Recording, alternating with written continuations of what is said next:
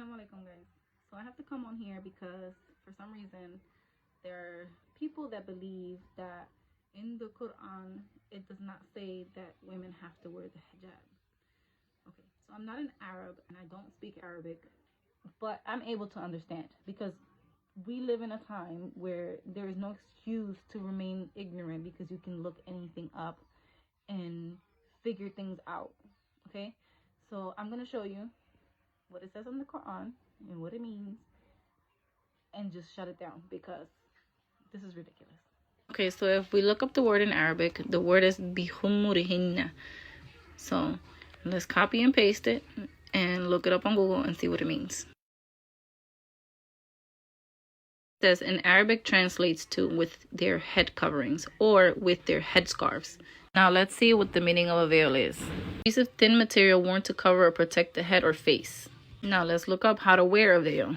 Place it on the crown of your head or a few inches behind it for a more traditional look.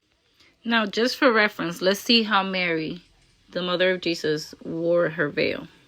Now for more reference, let's see how the women from the time of the Prophet used to wear their veils.